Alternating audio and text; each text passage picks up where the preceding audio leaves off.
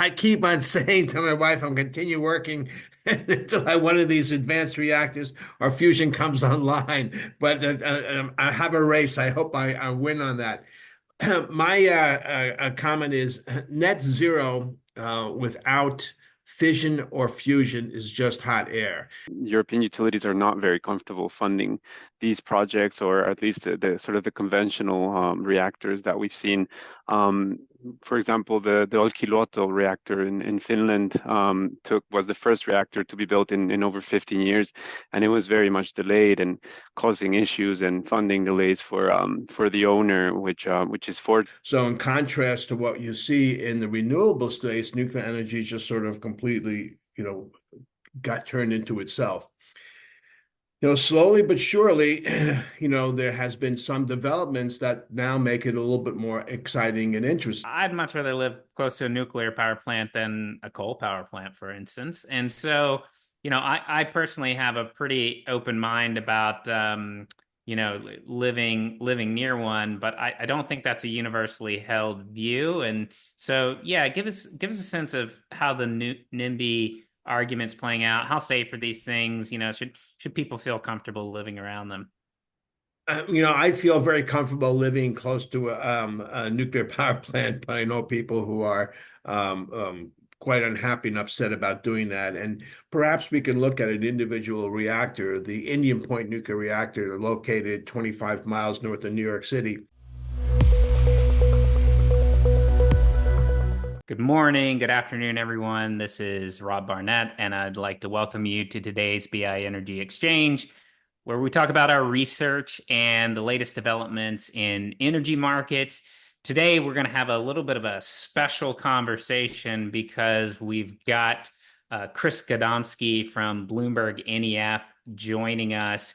If you don't know Chris, you should. He's the main expert on nuclear power over at NEF, and we're gonna go deep on that topic today. We've also got one of our usual guests, Patricio Alvarez, joining from his usual perch in Madrid. And so, Chris, I really want to come to you first. When I look at the terminal screen and just look at headlines on nuclear power, it seems like a new one is coming across every single day now. Over the last week or so, we had agreements or deals, however you want to characterize it, announced from Alphabet, Google, Amazon, all related to SMRs. We've had the restart of 3 Mile Island put on the table by Microsoft and Constellation Energy. So there's just a lot of things happening. And you've been in the nuclear business for quite a number of years. Give us a sense. Is this just the latest excitement? Is it real? Do you think it's actually going to prompt the development in a real way of new nuclear power plants? Just help us understand the lay of the land, if you could. Thank you. That was appreciate the opportunity to talk to your following here. I started following nuclear a long time ago and was hired by NEF and then Bloomberg a few years before the Fukushima event happened. And so I was almost baptized by fire as a result of that, and saw a tremendous contraction and a lot of excitement. It was all bad news back then with the Fukushima nuclear power plants, melting down and providing a lot of great TV footage for excitement and nervousness. And then it got very, very quiet. And the nuclear industry sort of was like a turtle, just brought all its head and its appendages inside and just sort of huddled down for the next couple of years. And what we've seen is a tremendous retraction as far as the number of nuclear plants that are being built and the amount of electricity generated. So in contrast to what you see in the renewable space, nuclear energy just sort of completely, got turned into itself. Slowly but surely, there has been some developments that now make it a little bit more exciting and interesting. And I'll start off by quoting, Bill Gates. And Bill Gates has said that, for nuclear to have an impact in the next decade or so, it needs to change. And that change is manifest by introducing smaller reactors and reactors of a different type that provide and suggest that they're going to be safer to operate and more economical to operate. And we're starting to see the impact of that. If you are a student of energy technologies and you look at what's happened in the oil and gas industry for the last 20 years, you look at what's happened in the renewable industry with the decreased price of wind and solar, and now the innovation that's going in the battery space. All of those technologies had innovative developments that led to lower costs, greater market acceptance, and huge growth in the industry. Now, we're starting to see some of the impact of innovation in terms of shrinking the size of nuclear reactors, and innovation as far as introducing different types of reactors that are fast reactors, high temperature gas reactors, molten salt reactors, things that offer, on paper, a safer approach, and perhaps a cheaper approach for commercial development. And so we're starting to see that innovation percolate in U.S. industry. And we have about 12 companies that have applied for or are in discussions with the Nuclear Regulatory Commission for pre-application licensing of their technologies. And so I don't expect all 12 of those to go through the gauntlet that is the NRC regulation, but several of them will. And now we're starting to see a very interesting concept emerge in the nuclear industry, is that policy was very effective in advancing renewable energy technology. It has been less effective in advancing nuclear energy because the CEO of a utility has to say, hey, listen, I don't care what the government says. I need to have that demand manifest so before I'm going to make a decision to buy a nuclear power plant.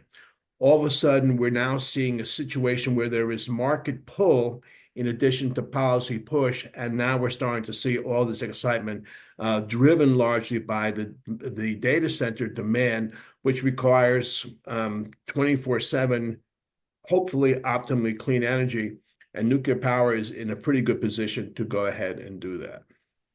Well, I don't disagree with you, but surely the timelines might be a little bit different. The tech industry wants to solve AGI within the next couple of years. Good luck to them. But I think what's the fastest timeline that you think that some of these new nuclear plants or technologies could be brought online? Is this really kind of a 2035 and beyond story? Maybe sooner, perhaps later? Also, give us a sense of, what do you think people are going to pay for this technology? Like, what levelized cost of electricity is a bit of a complicated metric, but can you give us a sense of roughly where some of these projects might come in when you think about the cost?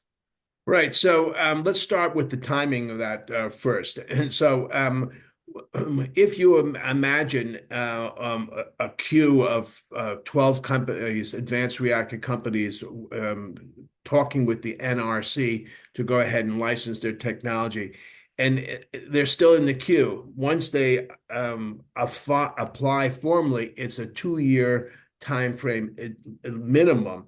And these technologies are different from the standard light water reactor designs, most of them that have been the NRC is familiar with. So there may be some jostling, hiring of new people that the NRC needs to do because it's the first time they'll be licensing some of these technologies. So 24 months may turn into 36 months.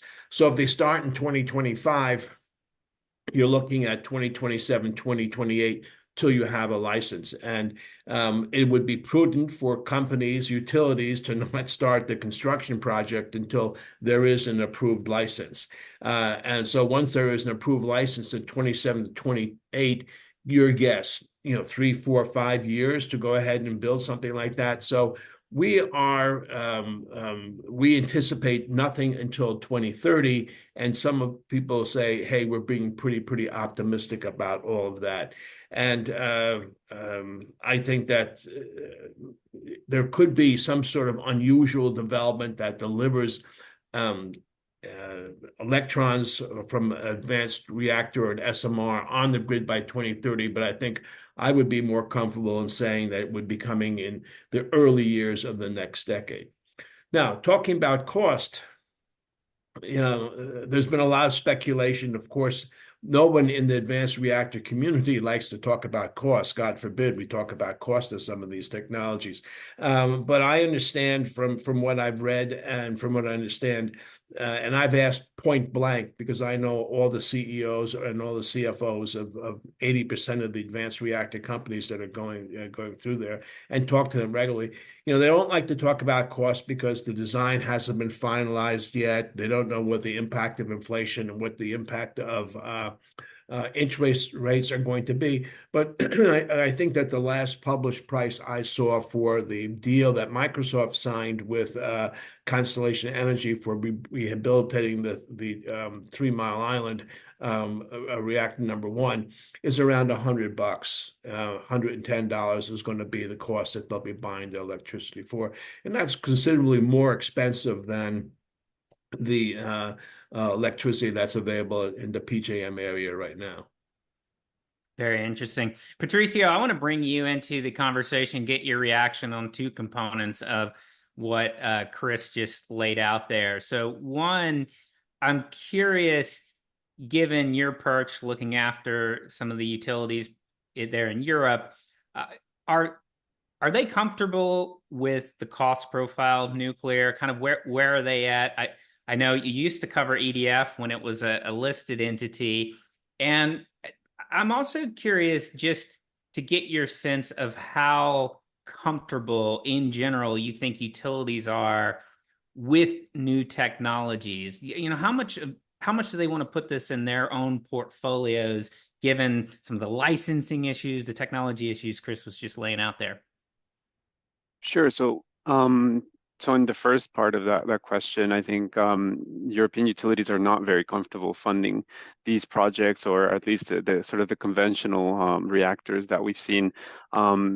For example, the Olkiluoto reactor in Finland was the first reactor to be built in over 15 years, and it was very much delayed and causing issues and funding delays for the owner, which is Fortum. So that's just a small example when you compare it to EDF, which has seen a lot of cost overruns, a lot of maintenance capex being funneled into their large nuclear reactor fleet, which is roughly 40 years old. So it's really much it actually dragged down a lot of the funding that the company could have invested in let's say renewables or other sort of growth enabling investments. So from that standpoint, I think the long payback periods for nuclear, at least on the traditional plane, I think makes utilities sort of want to avoid those type of investments. And I think a clear example is ČEZ in the Czech Republic. That company has been trying to elude, I think, the sort of participating in building new reactors in the Czech Republic, and that's because I think the build out of these reactors remains a very much a political issue in Europe. Some countries are in favor of betting or investing in nuclear. Others are very much against it. So case in point would be Germany and the decommissioning there. And also countries like Spain, Italy are also going towards a future without nuclear, almost no nuclear. So that's sort of the answer there. Utilities pretty much against funding these very long leading projects. And in terms of new reactors, there is a push in Europe for SMRs. There's been a handful, or actually 9 projects that have been selected by the European Commission to receive funds and sort of explore the development of SMRs, hopefully developing something commercial by the first half of the 2030s. But utilities are I would say they would have very small stakes in this because they're very much invested in renewables. You also see that power demand in Europe has been very much stagnant over the past 20 years, and if not declining. So I would say that the appetite for that sort of level of investment is not climbing as much as in the US. Patricio, hearing your comments makes me want to ask Chris a question about Vogtle. So, for anyone who doesn't know, Vogtle is the nuclear reactor built by Southern Company in Georgia. I don't know the specificity of the details, but I know it took longer and came in over budget. Chris, do you think there's much of a world, at least in the West, the US and Europe, for traditional reactors, or is everybody just going with this new reactor designs, and that's you got to be thinking about that to think about the future of the industry, or could we see some of the older generation technology continue to get built? That's a fascinating question, and it's something that I may have egg on my face because I have suggested, and my hypothesis is that the era of large reactors is behind us in North America, that we're not going to see any more large reactors anymore. And having said that, I now am starting to undermine or look at and see several examples that may prove me wrong. And of course, I'd be happy to be proved wrong on this.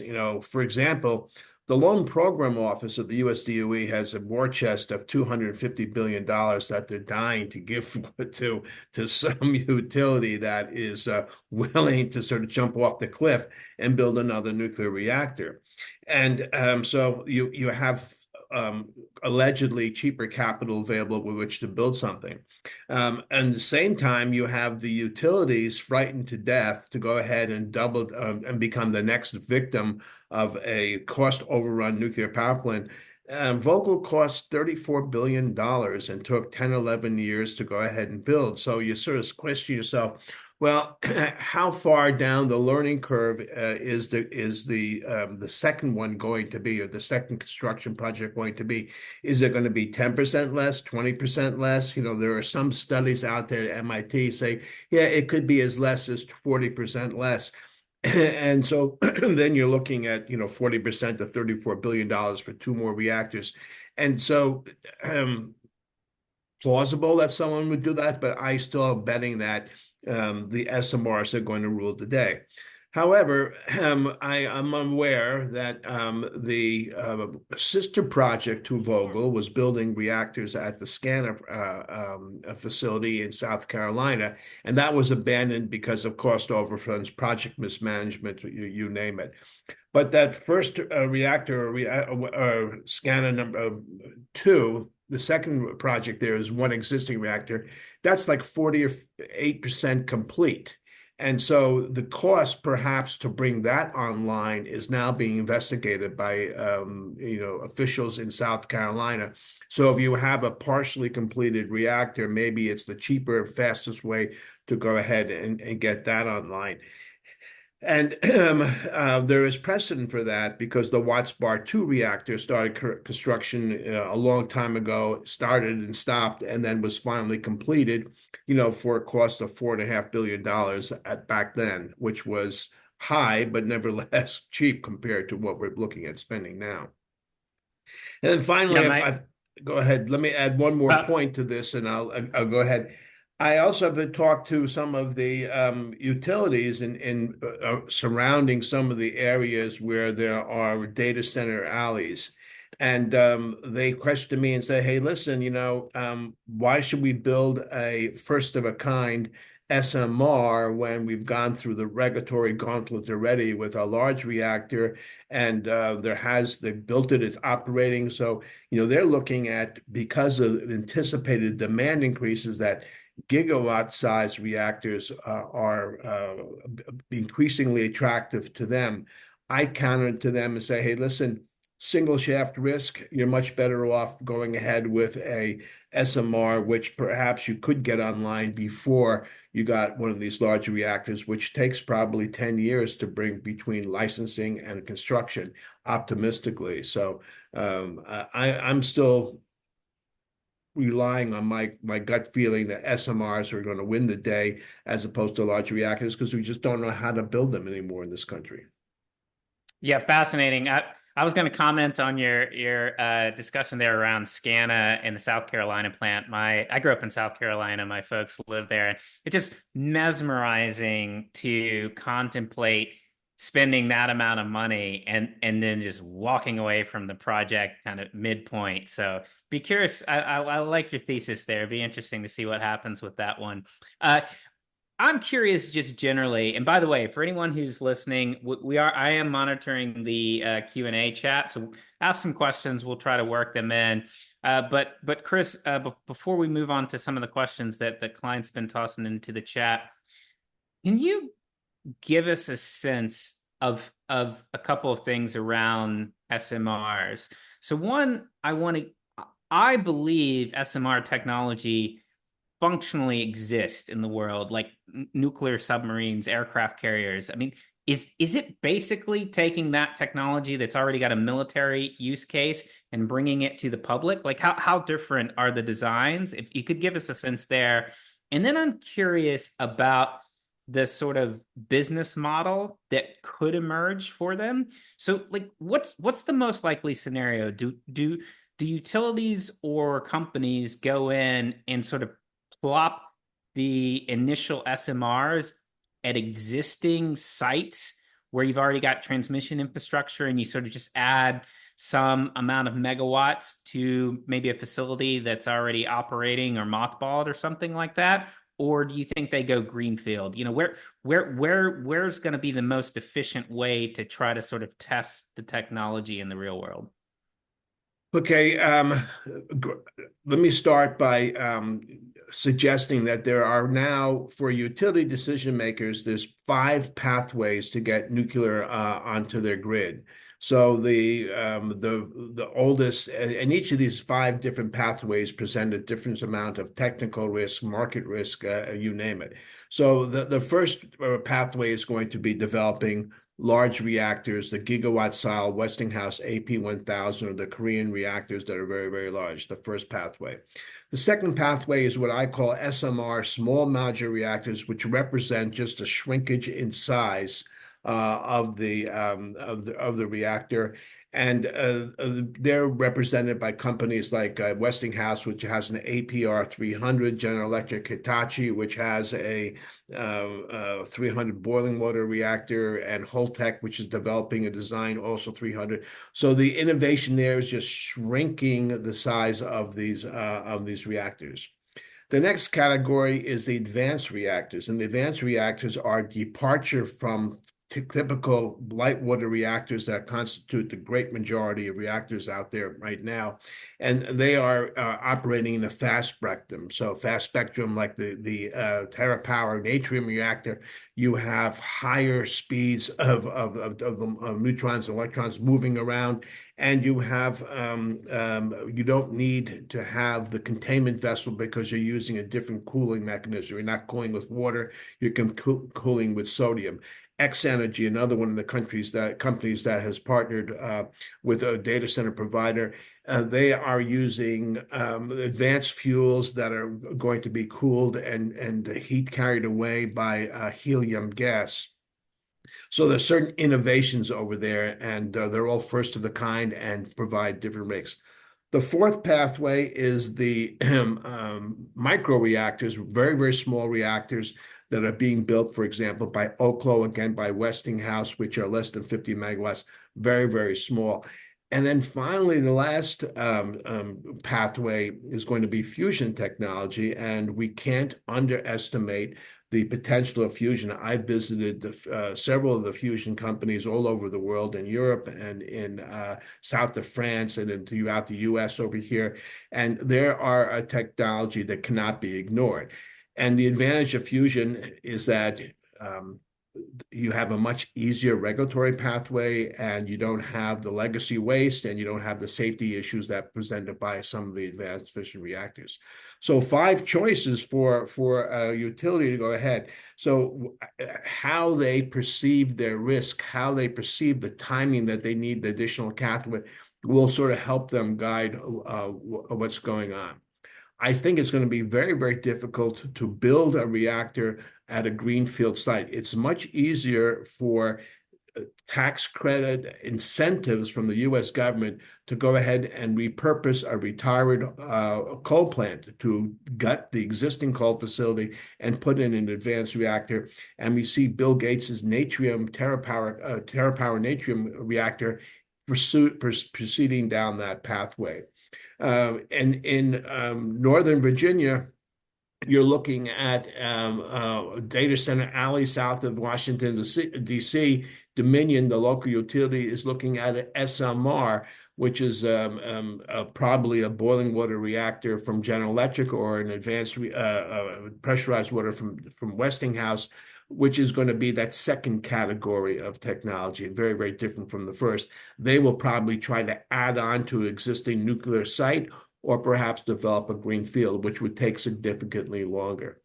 And then some of the companies like Oklo, publicly traded, they're looking at developing or signing power purchase agreements. Kairos, the same way, power purchase agreements, so that they build and they just sell the output to data centers or to other customers or so. So there are a variety of approaches. From an incentive point of view, replacing a coal plant, that makes a lot of sense. I think that you'll have a lot of these smaller reactors operate with power purchase agreements and will sell the electricity as opposed to selling the reactor themselves.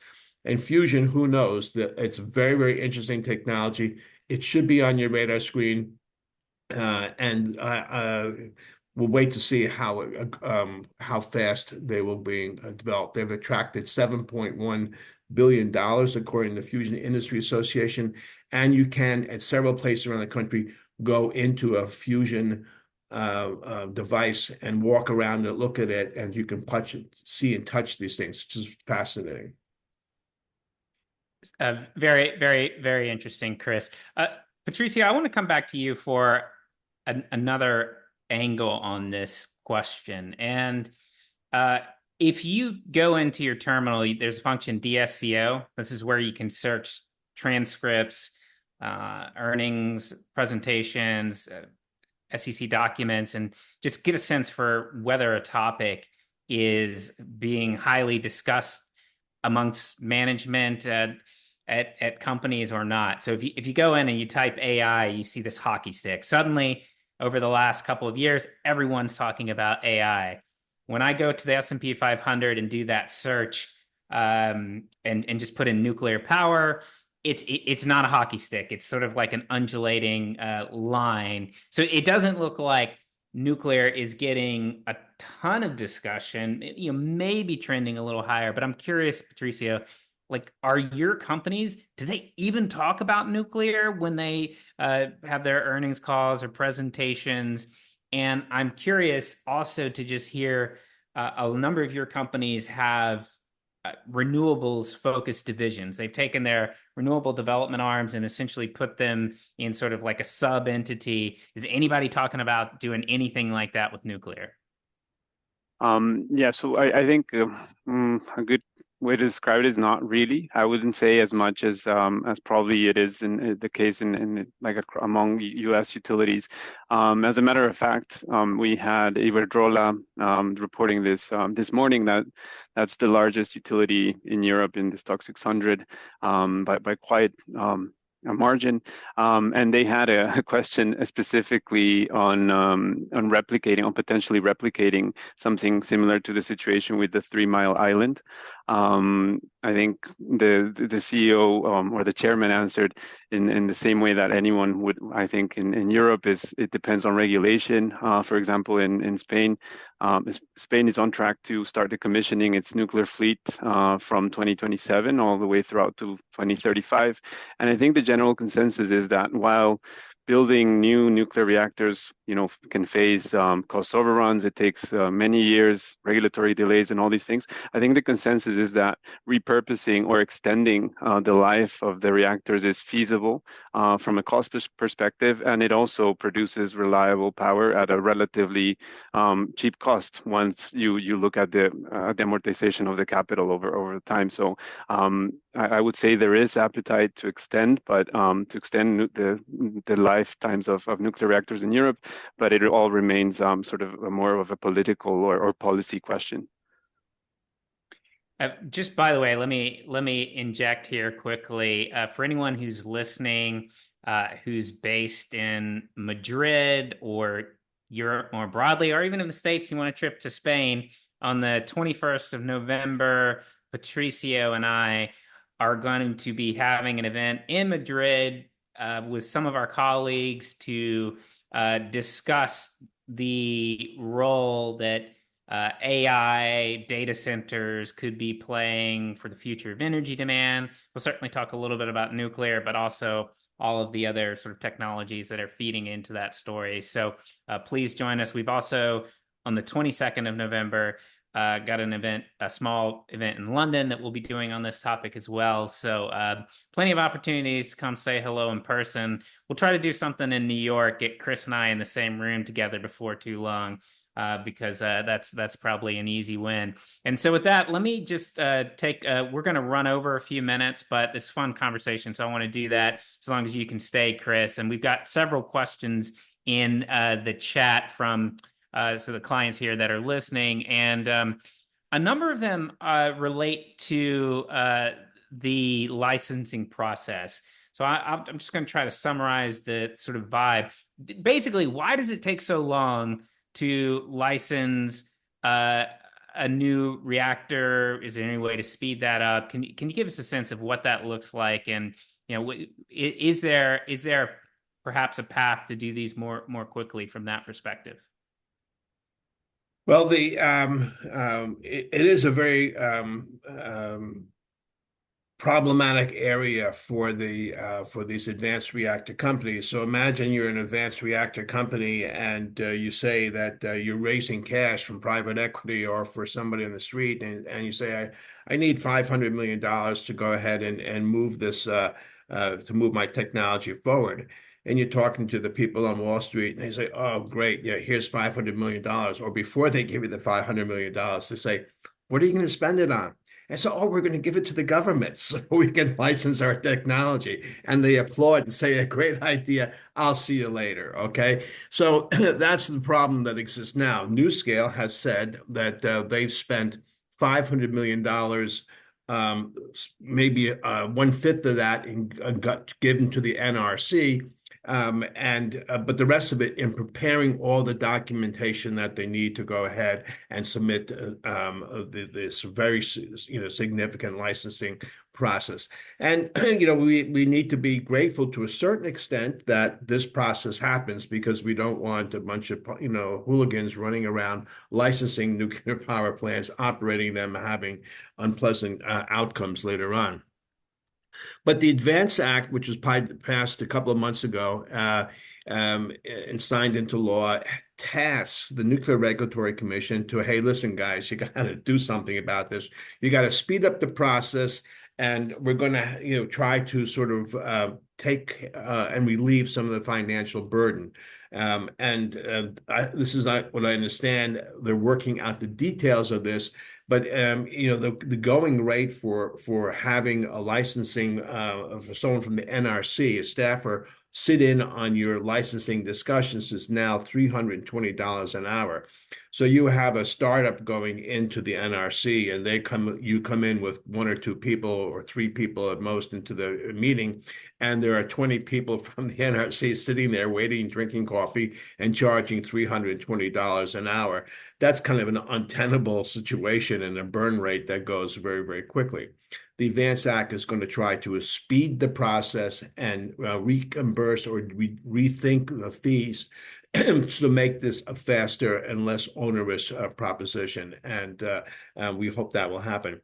The problem that I see is that the NRC has been only tasked with licensing light water or boiling or pressurized or boiling water reactors. They're just now getting into this whole array of new technologies, and they may not necessarily have the staff that is necessary to evaluate whether a fast reactor cooled by sodium or a high temperature gas reactor cooled by helium, how that differs from a classical light water reactor cooled by pressurized water or boiling water, et cetera. So there is going to be some changes in dynamics, and the NRC is expecting something like 15 to 25 applications coming in the next couple of years. So they're trying to gear up and try to respond to that. And Congress has said through the Advance Act, says, listen, you guys have to realize that being onerous in your review may be detrimental to the efforts to deliver inexpensive electricity that's carbon free to the general population. So there's trying to achieve some sort of balance of that. I hope I answered the question. Yeah. Maybe time for a couple more questions. So one is, I want to get your sense on NIMBY and safety. How big of a factor do you think those are?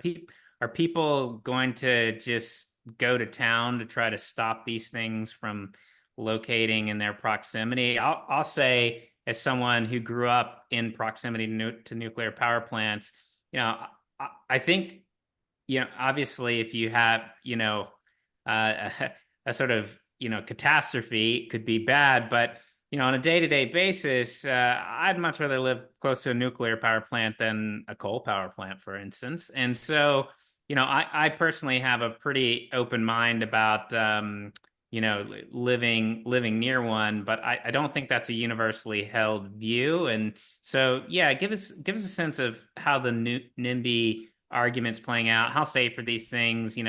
Should people feel comfortable living around them? I feel very comfortable living close to a nuclear power plant, but I know people who are quite unhappy and upset about doing that. And perhaps we can look at an individual reactor, the Indian Point nuclear reactor, located 25 miles north of New York City. Yeah, perhaps not the best location to have, a 2.2 gigawatt nuclear power plant operating.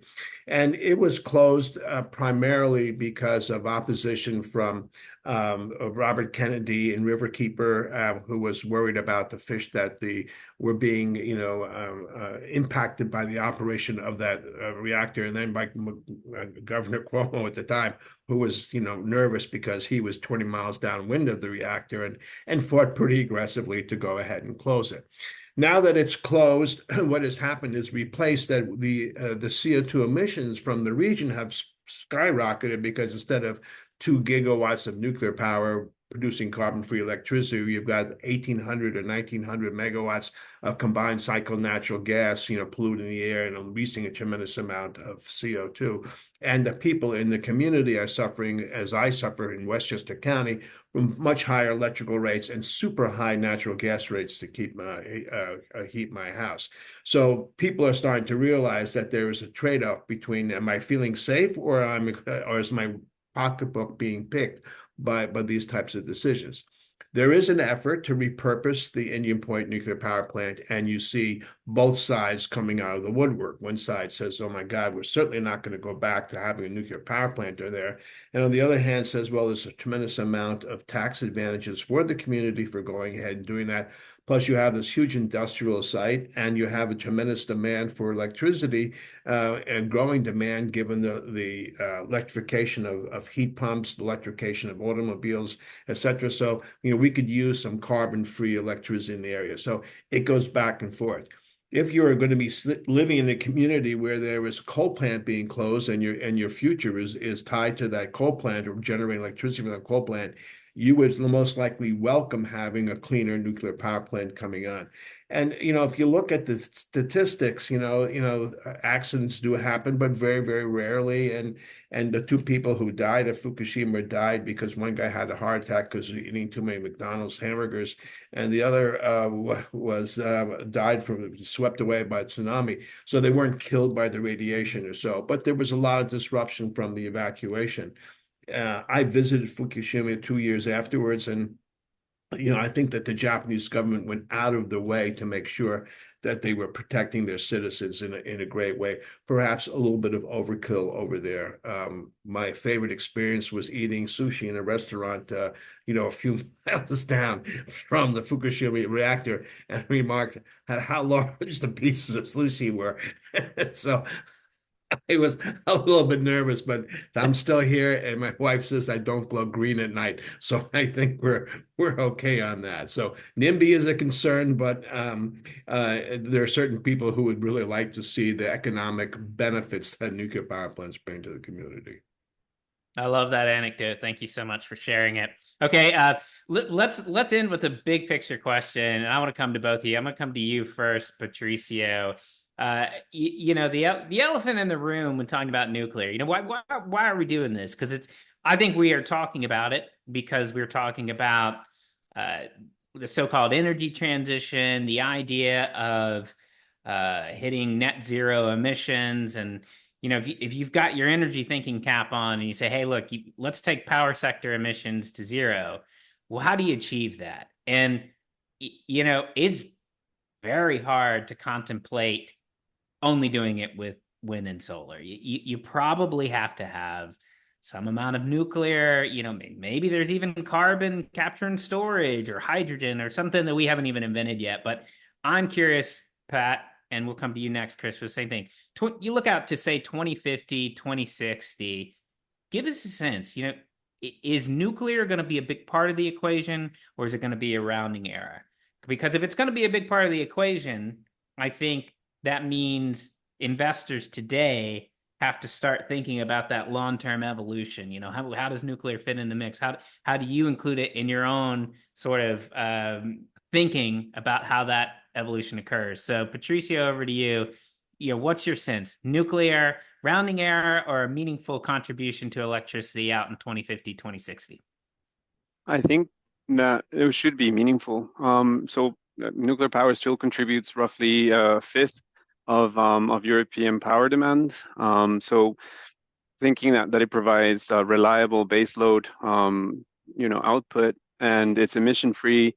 I think, the expectations are that capacity will sort of decline to 2025, but then stabilize to 2050 in Europe, and that's just by sort of trying to replace and modernize the existing fleets, and that is discounting any sort of development in advanced SMRs like Chris was mentioning. So I think in Europe there is it won't be sort of the fastest growth technology, but given that the energy transition requires kind of like throwing the kitchen sink at it, because we don't have the storage solutions to deal with the intermittency of wind and solar, and we want to phase out fossil fuels. I think nuclear needs to be a relevant portion of the solution.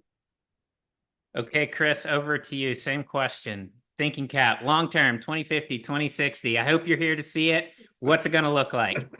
Well, I keep on saying to my wife, I'm continue working until one of these advanced reactors or fusion comes online. But I have a race. I hope I win on that.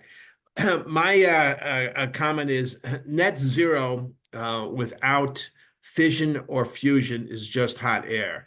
And so we need to get that technology as a player. Think about a football team or a basketball team, and you're sitting your best player on the bench and losing games. That's what's happening with our fight now against net zero and climate change. That we're really not embracing a technology that's very, very favorable, that's made unfavorable right now from a public perception, but can make a very significant contribution.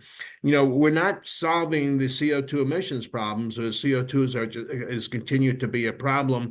And I take students and BNEF analysts, I used to take them to look at the spent nuclear fuel pool at Indian Point, and the expression on the eyes of those people would say that that's all there is.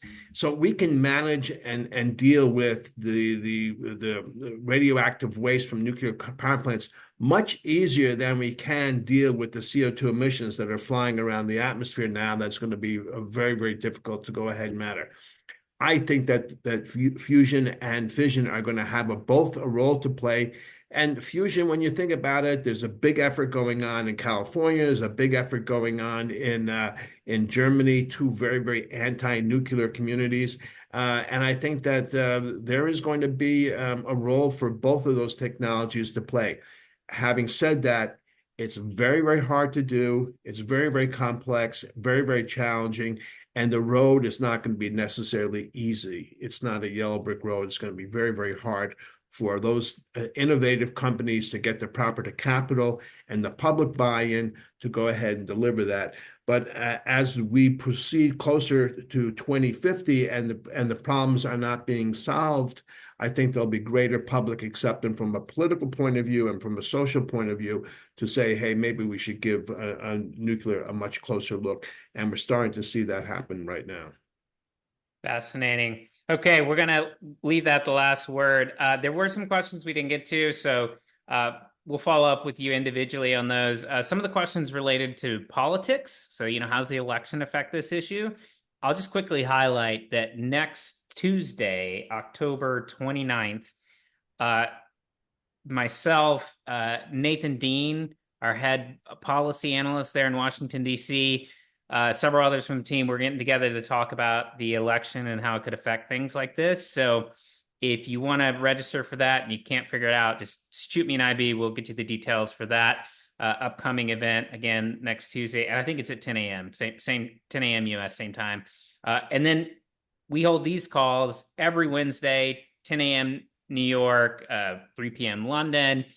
Next week's call, we're going to have Patricio back on, but we're going to have Nikki Sue and Gabriela Privatera joining their Patricio's counterparts in the U.S. who cover the U.S. utility space. So we're gonna go a little bit deep next week, not on nuclear per se, more just about the utility landscape. So I hope you can join us for that. And lastly, I just want to thank Chris again for joining. This was great to hear your perspective. We're going to have you back on at some point in the future to kind of hear how this very interesting part of the energy equation is unfolding. And I really appreciate all your comments. It's fascinating to listen to your very wise perspective on this. So thank you for joining us. Thank you. Thank you for having me. Take care, everyone. We'll see you next week. Cheers.